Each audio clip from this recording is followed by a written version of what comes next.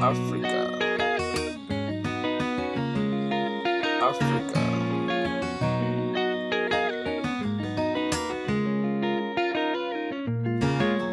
Africa. In this presentation, we are going to look at the survival of African cultures in the New World during the transatlantic slave trade period. It is a known fact that most of the slaves that we are taking over to the New World during the transatlantic slave trade period were Africans. And these Africans were taken over to that area, and they had the instinct of survival, which was actually highly needed. Because of the inhuman activities or inhuman practices meted against the slaves, there was this desire for survival by most of them. Well, some of them, a good number of them died. A good number of them went through a whole lot of terrible experiences that nobody would wish any other human being to go through. But the reality of this is that the practice of slave keeping starts with the purchase of these slaves, or they started with the purchase of these slaves, and the next move was in the issue of stripping them of their identity.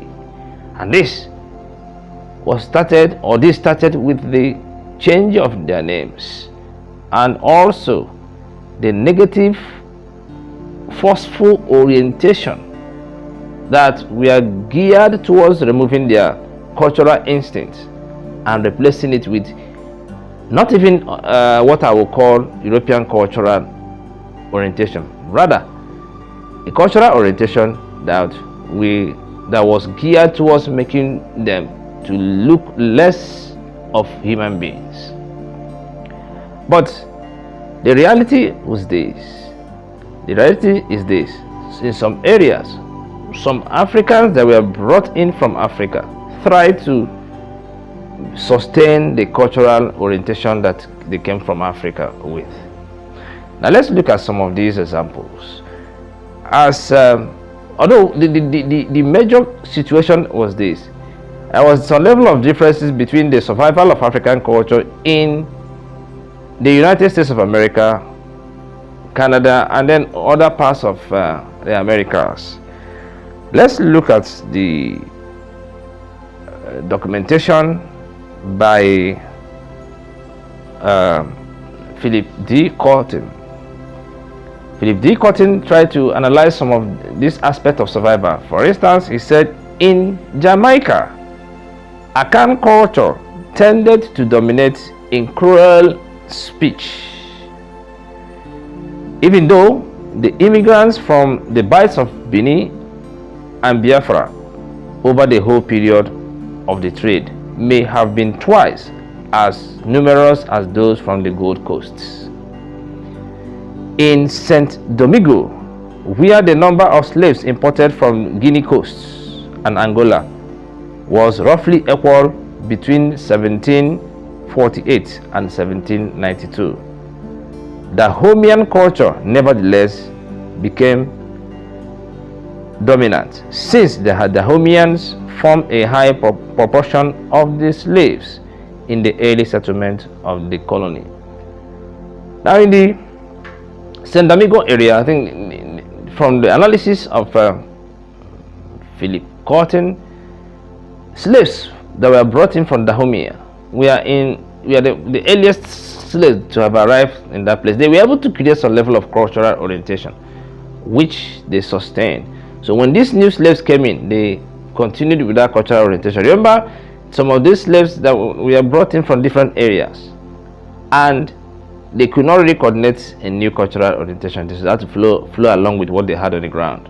The same thing was also in the Jamaican area. The reason might be the fact that in Africa, even in the region from where these slaves were brought in, they may have different ethnic orientations, which will surely make it difficult for any general coordination to occur. But well, from analysis, slaves in the United States of America or we are not able to coordinate a good number of sustained cultural orientation, and that affected the structural or the cultural orientation of blacks in the USA. That's why you tend to find it difficult to observe any major African cultural influence within the African Americans in the US and also in Canada.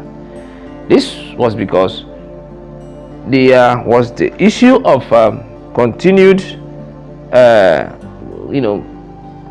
reproduction, which could not really ascertain or sustain this reality. Now, the survival of African culture in the United States was much weaker than in the West Indies. This was because of the large population of Negro Americans. This was because the large population of Negro Americans owns its size to natural increase, not through a continuous stream of new recruits from Africa. So when in America, it was a bit different. While in other parts of the Americas, it was also a bit different. In the USA and Canada, it tends to be based on natural progression, while some other areas had different orientation. Please, if you're watching us for the very first time, subscribe to our channel and click on the notification icon so that anytime we drop any content, you'll be one of the earliest persons to be notified. We are actually seriously looking for help in the area of getting logistics that will help us to produce more quality videos and other quality contents.